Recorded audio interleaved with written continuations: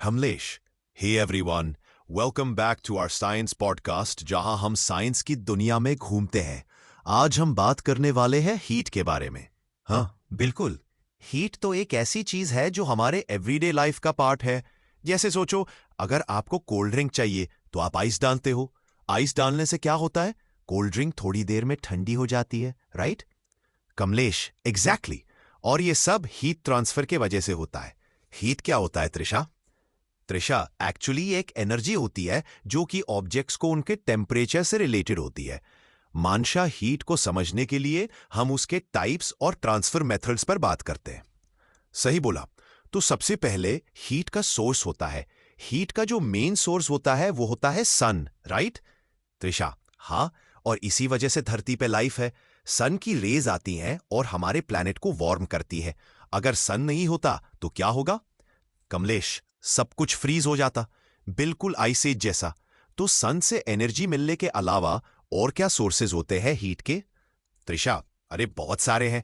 जैसे अगर आप किचन में कुक कर रहे हो तो स्टोव से हीट मिलती है, और जब आप फायरप्लेस में आग जलाते हो तब भी हीट जनरेट होती है। कमलेश, ट्रू। और हीट की वजह से ही आपका खाना जलता है या फिर बनाना होता है। इसमें साइंस भी छुपी होती है। हीट की वजह से मॉलिक्यूल्स ज्यादा एक्टिव हो जाते हैं। त्रिशा, बिल्कुल। जैसा कि जब आइस को हीट मिलती है तो वो मेल्ट होती है और पानी बन जाता है। ये ट्रांसफॉर्मेशन बहुत इंटरेस्टिंग है। कमलेश, और ये होता है हीट ट्रांसफर की वजह से। हीट ट्रांसफर 3 तरीकों से होता है: कंडक्शन, कन्वेक्शन और रेडिएशन। कंडक्शन का मतलब क्या है, त्रिशा? त्रिशा, कंडक्शन होता है जब हीट एक सॉलिड मटेरियल के थ्रू ट्रांसफर होती है। जैसे अगर आप मेटल का स्पून देखोगे जो आपकी टी में है, स्पून का एंड जो टी में है वो गर्म हो जाता है। कमलेश, हाँ, तो हीट स्पून के थ्रू जा रही है। फिर कन्वेक्शन का क्या? त्रिशा, कन्वेक्शन होता है लिक्विड्स और गैसेस में। जब आप सूप गर्म करते हो तो गर्म सूप ऊपर आता है और ठंडा सूप नीचे होता है ना? कमलेश, बिल्कुल। और ये प्रोसेस लगातार चलता रहता है जब तक सूप इवनली गर्म नहीं हो जाता। और रेडिएशन के बारे में क्या? त्रिशा, रेडिएशन तो थोड़ा अलग है। ये हीट वेव्स के थ्रू होती है, बिना किसी मीडियम के। जैसे अगर आप सन के नीचे बैठते हो, आपको वार्मथ या टेम्परेचर का पता चलता है बिना किसी टच के। ये होता है इंफ्रारेड रेडिएशन। कमलेश, वाह, वे सुना है मैंने। तो अब समझ गए हम कि हीट ट्रांसफर कैसे होता है और किस किस तरीके से। त्रिशा, एग्जैक्टली। और आखिर में हीट के इफेक्ट्स क्या होते हैं? जैसे कि जब आप हीट अप्लाई करते हो तो कुछ मटेरियल्स एक्सपैंड होते हैं और कुछ कॉन्ट्रैक्ट होते हैं। कमलेश, हाँ, जैसे आपने देखा होगा कि जब आप वाटर बॉईल करते हो तो वो अनइवनली एक्सपैंड होता है। ये भी हीट का और एक इफेक्ट है। त्रिशा, तो आखिर में समझ गए कि हीट कितनी मजेदार और इंपॉर्टेंट है। अगले एपिसोड में हम हीट के यूजेस और डेली लाइफ में इसका रेलेवेंस देखेंगे। कमलेश, तो दोस्तों, स्टे ट्यून हमारे नेक्स्ट एपिसोड के लिए। अभी के लिए इतना ही। क्या आपको हीट के बारे में मजा आया? त्रिशा, हाँ, हमारे पॉडकास्ट को सुनने के लिए thanks. Keep exploring, keep questioning. Kamlesh, bye for now. ए लिसनर्स, आज हम बात करेंगे हीट के कोर कॉन्सेप्ट्स के बारे में। क्या आप सब हीट के बारे में सोच रहे हैं? जैसे जब आप ढूंढते हो एक गरम समोसा या चाय, वही हीट होती है। बिल्कुल सही कहा त्रिशा। हीट एक एनर्जी है जो किसी चीज को गर्म या ठंडा बनाती है। जब हम किसी चीज को गर्म करते हैं, वो हीट उसमें एंटर होती है। अब हीट के कुछ कोर कॉन्सेप्ट्स हैं जो समझना जरूरी है। पहला कॉन्सेप्ट है कंडक्शन। इसका मतलब है जब हीट एक जगह से दूसरी जगह ट्रांसफर होती है बिना किसी मोशन के। जैसे अगर आप एक मेटल का स्पून गर्म पानी में रखते हो तो स्पून का एंड जो पानी में है वो गर्म होता है। सही है। और ये होता है क्यों? क्योंकि मेटल के एटम्स में एनर्जी ट्रांसफर होती है। जब पानी गर्म होता है, वो मेटल के एटम्स को हीट देते हैं। आप समझ गए? हाँ, और अब बात करते हैं कन्वेक्शन की। ये थोड़ी डिफरेंट होती है। कन्वेक्शन तब होती है जब लिक्विड या गैस में हीट ट्रांसफर होती है। जब आप एक पैन में पानी गर्म करते हैं तो पानी के ऊपर वाला हिस्सा गर्म होते ही राइज करेगा और नीचे वाला ठंडा होगा। जी, ये प्रोसेस एक साइकिल बनाता है जिसे हम कन्वेक्शन करंट कहते हैं। इसकी वजह से पानी पूरे पैन में इवनली गर्म होता है। और क्या आपने रेडिएशन के बारे में सुना है? ये तो बहुत इंटरेस्टिंग कॉन्सेप्ट है। रेडिएशन में हीट किसी सब्सटेंस की मदद से नहीं, बल्कि इलेक्ट्रोमैग्नेटिक वेव्स के थ्रू ट्रांसफर होती है। जैसे जब आप धूप में खड़े होते हैं और आपको गर्मी महसूस होती है, ये रेडिएशन है। वाह, ये तो सच में दिलचस्प है।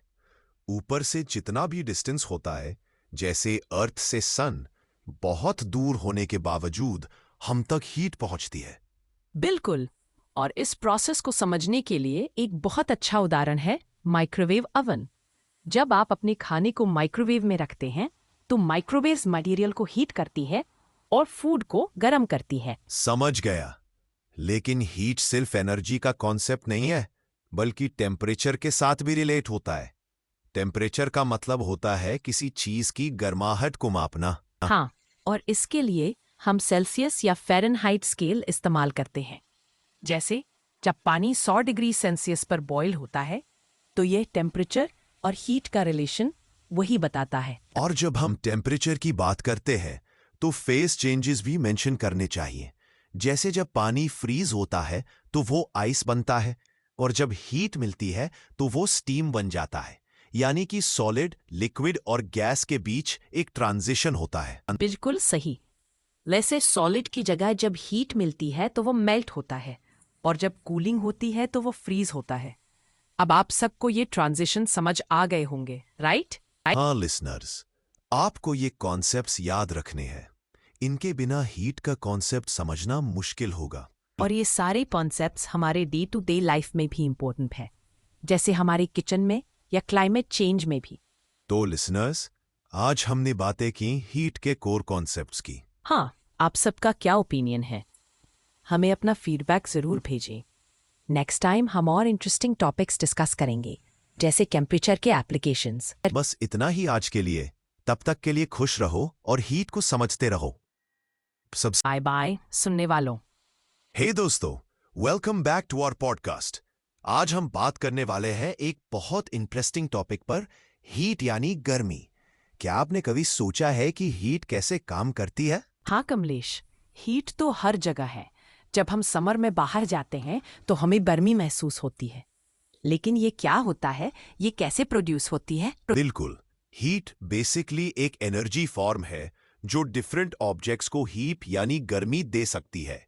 जब हम किसी चीज को हीट करते हैं तब उस चीज की टेम्परेचर बढ़ जाता है। और ये भी समझना जरूरी है कि हीट ट्रांसफर के 3 मेन तरीके हैं: कंडक्शन, कन्वेक्शन और रेडिएशन। थोड़ी डिटेल में बात करते हैं इनके बारे में। जी हाँ, चलो शुरू करते हैं कंडक्शन से। कंडक्शन तब होता है जब हीट किसी सॉलिड ऑब्जेक्ट के अंदर से ट्रैवल करती है।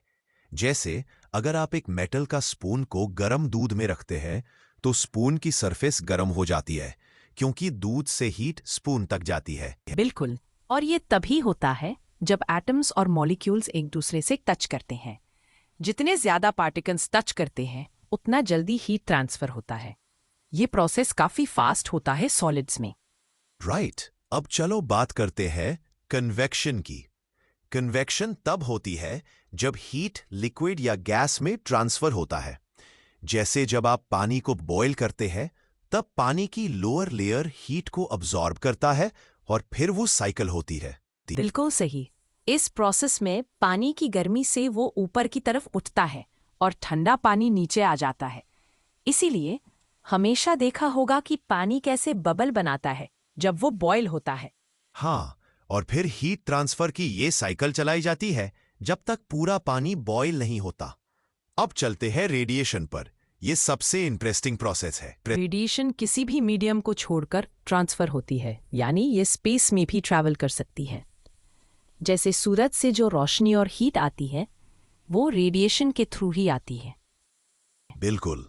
इसलिए जब हम धूप में खड़े होते हैं तब हमें हीट फील होती है। बाहर का टेम्परेचर सब कुछ नहीं है, वो सन की रेस से होता है जो हमें डायरेक्ट मिलती है। वाओ, ये तो बहुत फैसिनेटिंग है। अब हीट के एस्पेक्ट्स की बात करते हैं। जैसे कि हीट के डिफरेंट फॉर्म्स होते हैं, जैसे थर्मल एनर्जी। ये एनर्जी काफी छोटी पार्टिकल्स की मोशन से होती है। और जब पार्टिकल्स ज्यादा तेजी से मूव करते हैं तो टेम्परेचर भी बढ़ता है। इसीलिए जब कोई चीज गर्म होती है तब पार्टिकल्स ज्यादा एक्टिव होते हैं। नाइस। और अगर आप दिमाग में सोच रहे हो हीट कैसे मेजर होती है, तो यहाँ टेम्परेचर का रोल आता है। टेम्परेचर को मेजर करने के लिए हम टेम्परेचर स्केल्स का यूज करते हैं, जैसे सेल्सियस या फ़ारेनहाइट। हाँ, और जब थर्मोमीटर्स में मर्क्यूरी या अल्कोहल यूज होता है तो वो टेम्परेचर इंक्रीज होने पर एक्सपैंड होते हैं और इस तरह से हम इजीली टेम्परेचर पढ़ सकते हैं। समझ आया? अब हम हीट के महत्व के बारे में थोड़ी और बात करते हैं। हीट हमें कुकिंग, हीटिंग और इंडस्ट्रियल प्रोसेसेस में ज़रूरत होती है। एग्जैक्टली, हीट हमारे लिए बहुत यूजफुल है। अगर हीट ना होती तो हमें फूड प्रिपेयर करने में, घर को वार्म रखने में और कुछ मशीन्स को भी चलाने में प्रॉब्लम होती। सही कहा कमलेश। हीट का प्रॉपर अंडरस्टैंडिंग हमें डेली लाइफ में असिस्ट करता है और ये साइंस का एक इम्पॉर्टेंट एस्पेक्ट है। तो दोस्तों, ये था थोड़ा हीट के बारे में। आशा करते हैं कि आपको मजा आया होगा ये सुनकर। हाँ, हमारे साथ जुड़ी रहो अगले एपिसोड के लिए। खोज करते रहो और सवाल पूछते रहो। बाय दोस्तों। अलविदा। ए कमलेश, आज हम हीट के बारे में बात करने वाले हैं और इसके एप्लीकेशंस और रियल वर्ल्ड एग्जाम्पल्स के बारे में डिस्कस करेंगे। तुम्हें याद है ना, हीट का क्या मतलब होता है? हाँ त्रिशा, हीट का मतलब है एनर्जी का वो फॉर्म जो टेम्परेचर बढ़ाता है। और इसकी एप्लीकेशंस तो बहुत हैं, जैसे कि कुकिंग। एग्जैक्टली। जब हम फूड कुक करते हैं तो हीट की वजह से ही सब कुछ होता है। जैसे जब हम पानी को बॉईल करते हैं तो हीट से पानी गर्म होता है और स्टीम फॉर्म होता है। और जब हम स्टीम को इस्तेमाल करते हैं, जैसे कि स्टीम इंजन में, तो हीट एनर्जी को मैकेनिकल एनर्जी में कन्वर्ट करते हैं। यही तो साइंस है। हाँ, स्टीम इंजन काफी पुरानी तकनीक है, लेकिन अभी भी रेलवे सिस्टम्स में काम आती है। और अगर हम बात करें पावर प्लांट्स की, तो वहां भी हीट का उपयोग होता है। राइट। कोयल या नेचुरल गैस को बर्न करके हीट प्रोड्यूस की जाती है, जो टरबाइन को घुमाती है और इलेक्ट्रिसिटी जनरेट होती है। यह एक सिंपल सा प्रोसेस है। और अगर इंडस्ट्री के एप्लीकेशंस की बात करें, तो इंडस्ट्रियल हीटिंग प्रोसेसेस भी काफी इंपॉर्टेंट हैं, जैसे कि मेटल को मेल्ट करना या फिर ग्लास बनाना। सही कहा तुमने। मेटल मेल्टिंग की बात करें तो जब हमें स्टील या एल्यूमिनियम को बनाने के लिए तापमान बढ़ाने होते हैं, तब भी हीट का जरूरी रोल होता है। और ग्लास मैन्युफैक्चरिंग प्रोसेस में भी हीट काफी इंपॉर्टेंट है। हॉट फर्नेस से ग्लास को शेप देने का प्रोसेस होता है। बिल्कुल। अब बात करते हैं हीट के अदर एप्लीकेशंस की, जैसे कि इंसुलेशन। तुम्हें याद है इंसुलेशन का क्या रोल होता है?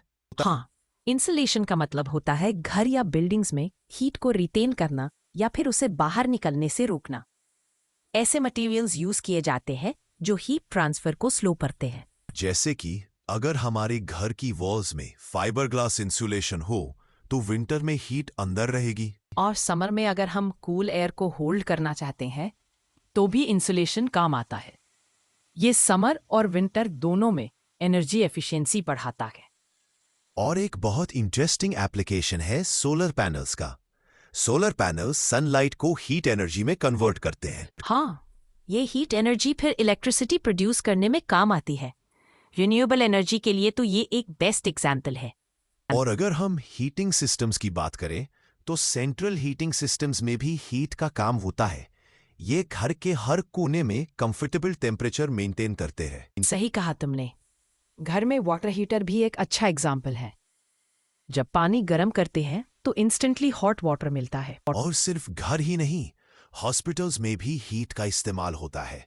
वहां पे किसी पेशेंट को वार्म रखना जरूरी होता है, स्पेशली ड्यूरिंग सर्जरीज। और जब हम बेसिक ह्यूमन नीड्स की बात करते हैं तो हीट के बिना हमारे लिए खुद को वार्म रखना मुश्किल हो जाता है।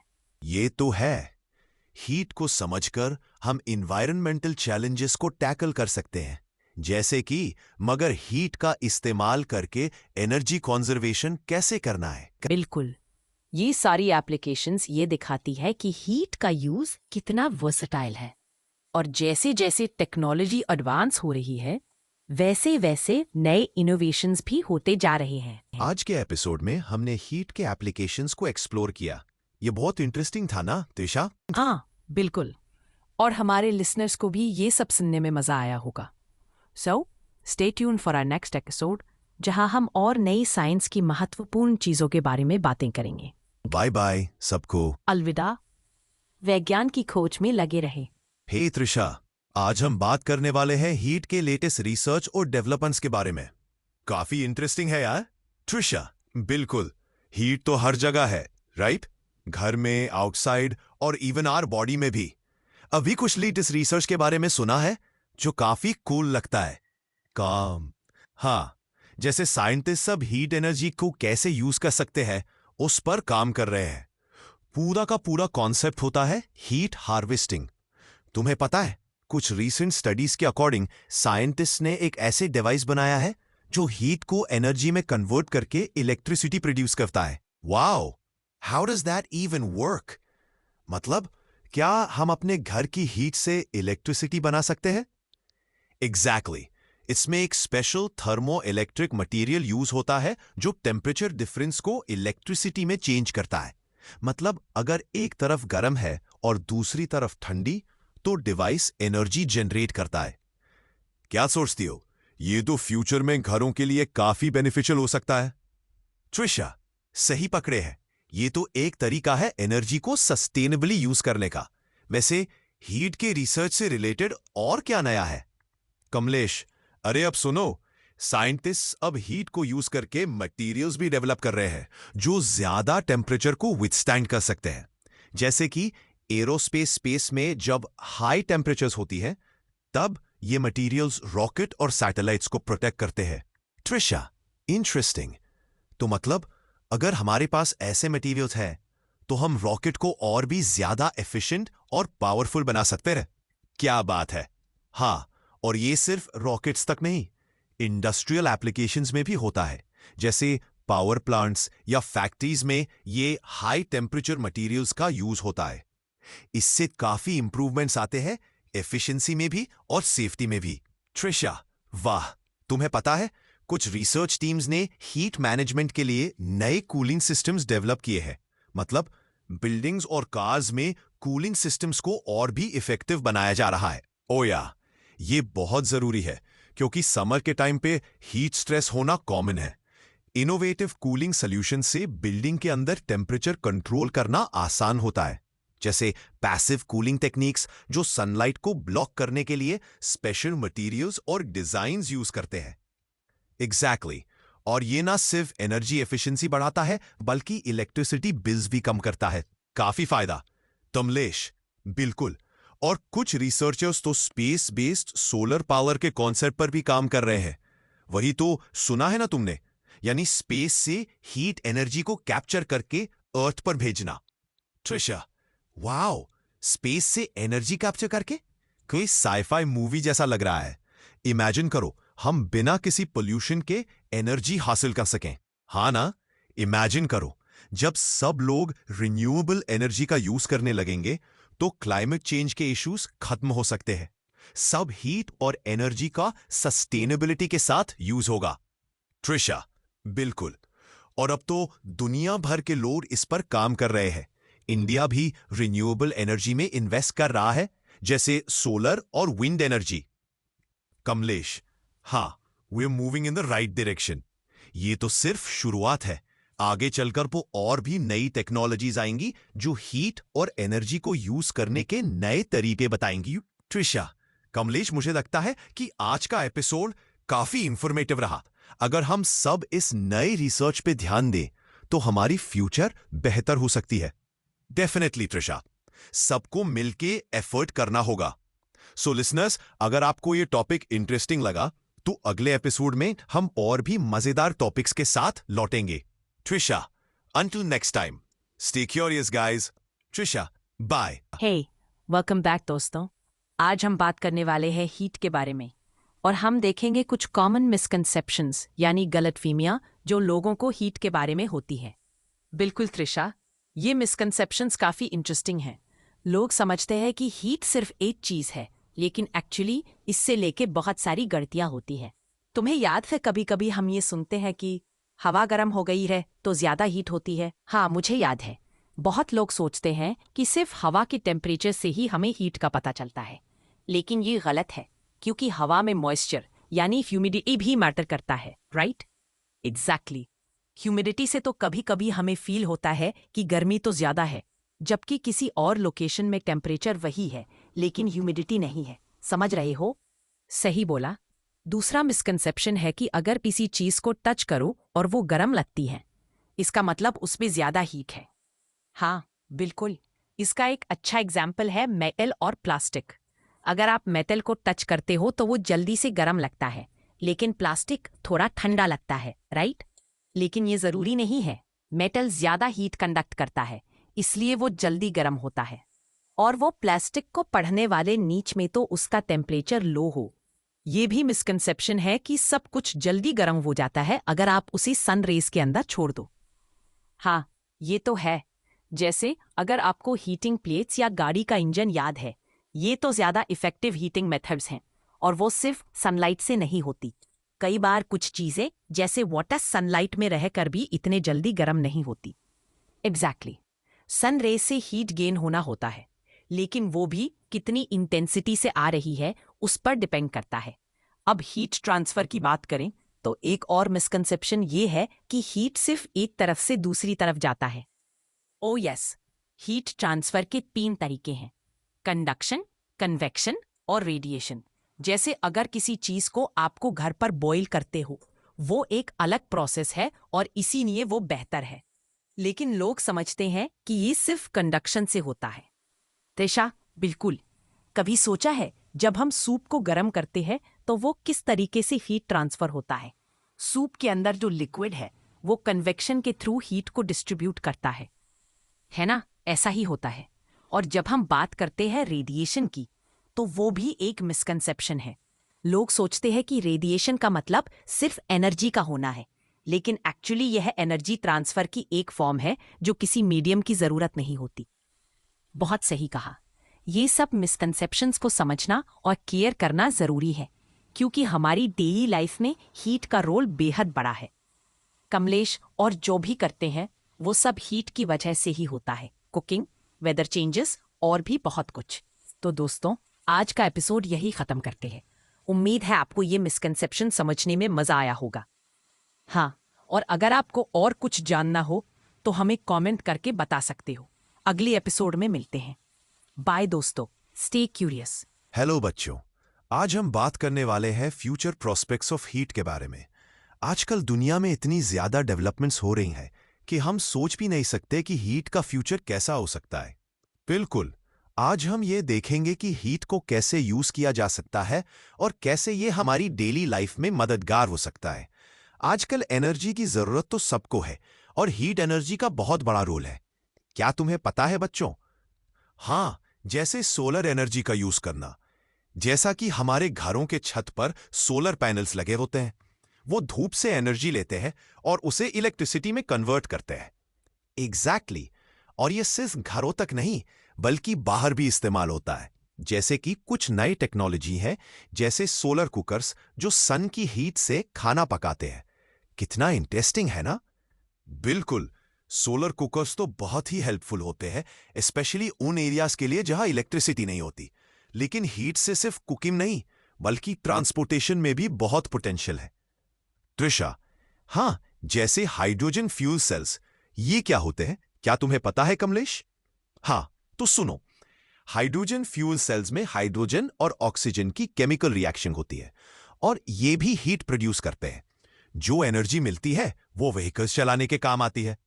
त्रिशा, एग्जैक्टली। और इस तरह एनवायरनमेंट को पोल्यूशन से भी कम होती है। पर दोस्त, क्या तुम्हें पता है कि हीट रिसाइकलिंग का भी कॉन्सेप्ट है? कमलेश, ओ यस। हीट रिसाइकलिंग का मतलब होता है कि जो हॉट एयर या वाटर बेकार हो जाता है उसको फिर से रिसाइकल करके यूज किया जा सकता है। फॉर एग्जाम्पल, इंडस्ट्रियल प्रोसेसेस में जो वेस्ट हीट होती है उसे कैप्चर करके और प्रोसेसेस में यूज किया जा सकता है। त्रिशा, बिल्कुल। और ये एनर्जी एफिशिएंसी को भी बढ़ाता है। आजकल इनोवेशंस आ रहे हैं, जैसे स्मार्ट बिल्डिंग्स जो ऑटोमेटिकली एनर्जी को कंट्रोल करते हैं। कमलेश, हाँ, और स्मार्ट टेक्नोलॉजीज तो हमारी डेली लाइफ को भी एनहांस कर रहे हैं। स्मार्ट थर्मोस्टैट्स आजकल बहुत पॉपुलर हैं। ये टेम्परेचर को कंट्रोल करते हैं और अननेसेसरी हीटिंग को अवॉइड करते हैं। त्रिशा, वैसे तुम्हारे ध्यान में आए तो हमारे पास कुछ नए मटेरियल्स भी हैं जो हीट को अच्छे से स्टोर कर सकते हैं, जैसे फेज चेंज मटेरियल्स जो स्पेसिफिक टेम्परेचर पर चेंज होते हैं और हीट को स्टोर कर लेते हैं। कमलेश, एग्जैक्टली। और ऐसे मटेरियल्स यूज करने से हम एनर्जी को एफिशिएंटली स्टोर कर सकते हैं। फ्यूचर में ये टेक्नोलॉजी बहुत ही आगे बढ़ सकती है। वैसे सोचो, अगर हम सब कुछ दिखा सकते हैं कि किस तरह से हीट को यूज करके हम एनर्जी सेव कर सकते हैं, तो एनवायरनमेंट कितना सेफ हो जाएगा। त्रिशा, सही बोला कमलेश। और एक दिक्कत है जो हमारे सामने आ रही है, वो है ग्लोबल वार्मिंग। अगर हम हीट को अच्छे से मैनेज नहीं करेंगे तो ये सेटिंग ही खराब कर सकता है। कमलेश, हाँ, लेकिन अच्छी बात यह है कि लोग इस पर काम कर रहे हैं। स्मार्ट टेक्नोलॉजीज और रिन्यूएबल एनर्जी सोर्सेस को अडॉप्ट करने से हम इको फ्रेंडली सॉल्यूशंस बना सकते हैं। त्रिशा, बिल्कुल। और मैंने सुना है कि साइंटिस्ट्स नए तरीके से सस्टेनेबल हीट एनर्जी सिस्टम्स पर रिसर्च कर रहे हैं जो एनवायरनमेंट के लिए सेफर होते हैं। ये बहुत ही एक्साइटिंग है। कमलेश, बहुत बहुत एक्साइटिंग। हमारी जनरेशन को हीट एनर्जी के सस्टेनेबल और सेफ फ्यूचर के लिए रेडी रहना होगा। तो दोस्तों, आज की बात यह है कि जितना हम हीट का रिस्पॉन्सिबल यूज करेंगे, उतना ही हम फ्यूचर को बेहतर बना सकते हैं। प्रिशा, और इसी के साथ हमारी आज की पॉडकास्ट यहीं खत्म होती है। तुम सबको हीट एनर्जी की फ्यूचर प्रोस्पेक्ट्स के बारे में जानकर कैसे लगा, हमें जरूर बताना। कमलेश, तो हमसे जुड़ते रहो, क्योंकि हम ऐसी ही और इंटरेस्टिंग टॉपिक्स पर बात करते रहेंगे। नेक्स्ट एपिसोड में मिलते हैं। Trisha, good bye friends, take care. अजीन, ऑलराइट दोस्तों, हमारा पॉडकास्ट का ये फाइनल पार्ट है हीट के बारे में। आज हम थोड़ा रिकैप करते हैं सब कुछ जो हमने अब तक डिस्कस किया। कमलेश, हीट क्या है? कमलेश, हीट एक एनर्जी का फॉर्म है जो ऑब्जेक्ट्स के बीच ट्रांसफर होती है। जब कोई चीज गर्म होती है तब उसकी मॉलिक्यूल्स ज्यादा एक्टिव होते हैं, राइट? बिल्कुल सही। और हीट का ट्रांसफर 3 मेन तरीकों से होता है: कंडक्शन, कन्वेक्शन और रेडिएशन। कंडक्शन का मतलब है जब हीट 2 सॉलिड चीजों या ऑब्जेक्ट्स के बीच डायरेक्ट टच होने से ट्रांसफर होती है। जैसा हम जब एक मेटल स्पून को एक गर्म पानी के ग्लास में डालते हैं तो स्पून भी गर्म हो जाता है। ये कंडक्शन है। और फिर आता है कन्वेक्शन, जिसमें लिक्विड्स या गैसेस में हीट ट्रांसफर होती है, राइट? जैसा कि हमारा पानी जब बॉयल होता है, पहले थोड़ा वार्म होता है, वो ऊपर आता है और ठंडा पानी नीचे चला जाता है। ये कंटिन्यूअस साइकिल होती रहती है। कमलेश, और रेडिएशन का क्या? ये तो सबसे इंटरेस्टिंग है। यहाँ हीट बिना किसी मीडियम के ट्रांसफर होती है, जैसे सन से पृथ्वी तक आने वाली हीट। एग्जैक्टली। सन के रेडिएशन की वजह से ही तो हमारी धरती पर लाइफ है। सन के बिना तो सब कुछ फ्रीज हो जाता। कमलेश, सन से हीट का ये ट्रांसफर अलग है क्योंकि हमें भेजने के लिए किसी लिक्विड या सॉलिड की जरूरत नहीं होती, बस वेव्स के थ्रू होता है। त्रिशा, और कमाल की बात यह है कि हमारे डेली लाइफ में भी हीट का बहुत बड़ा रोल है, जैसे कुकिंग करते वक्त हीटिंग अप्लायंसेस का इस्तेमाल। हाँ, और ये भी याद रखना चाहिए कि हीट के साथ टेम्परेचर का भी कनेक्शन है। टेम्परेचर मेजर करता है मॉलिक्यूल्स के काइनेटिक एनर्जी को। जब मॉलिक्यूल्स फास्ट मूव करते हैं तो टेम्परेचर हाई होता है। बहुत स्पीड से मूव होने वाले मॉलिक्यूल्स का टेम्पर होता है, खुद को हॉट महसूस कर रहे होते हैं। बिल्कुल अपोजिट, जब स्लो होते हैं तो कूल फील होता है। कमलेश, और इसी टेम्परेचर का चेंज इसी भी कारण से होता है, जैसे प्रेशर या वॉल्यूम चेंज होने पर। जब हम गैस को कंप्रेस करते हैं तो उसका टेम्परेचर भी बढ़ता है। ये तो काफी इंटरेस्टिंग है ना? त्रिशा, अभी थोड़ा प्रैक्टिकल किस तरह से हीट ऑपरेट करती है इस पर भी बात कर लेते हैं। जैसे विंटर में कभी आपको हीटिंग पैड्स या वार्म क्लोथ्स पहनने की जरूरत पड़ती है, उसका रीजन भी है हीट लॉस। कमलेश, बिल्कुल, ये हीट लॉस से बचने के लिए है, क्योंकि विंटर में हमारे बॉडी से हीट ज्यादा बाहर निकल जाती है। हम इंसुलेटेड क्लोथ्स पहनकर उस हीट को ट्रैप्ड करते हैं। त्रिशा, और एक और बात है, जब हम आइस को रखते हैं रूम टेम्परेचर पर, वो मेल्ट होती है। ये भी हीट ट्रांसफर का रिजल्ट है। कमलेश, सही कहा त्रिशा। आइस से हीट लिक्विड वाटर तक ट्रांसफर होती है, वो एनर्जी अब्सॉर्ब कर लेती है। बहुत कूल है ना? त्रिशा, डेफिनेटली। तो फ्रेंड्स, आज के एपिसोड का यह था समरी हीट के टॉपिक्स का। हमने देखा कि हीट का डेली लाइफ में कितना बड़ा रोल है और कैसे ये वेरियस फॉर्म्स में ट्रांसफर होती है। कमलेश, ये सब कॉन्सेप्ट्स एसेंशियल हैं समझने के लिए, क्योंकि ये प्रैक्टिकल दुनिया में हमारी मदद करती है। त्रिशा, तो ये था हमारा आज का एपिसोड। होप आप सबको यह पसंद आया होगा। हमारा नेक्स्ट एपिसोड होगा और भी नए टॉपिक्स पर। अमलेश, बिल्कुल, एपिसोड और भी इंटरेस्टिंग होगा, वही देखते रहिए। तो आज के लिए बस इतना ही, मिलते हैं फिर next time. Trisha, bye guys, stay curious and keep exploring the world of science. Amlesh, bye.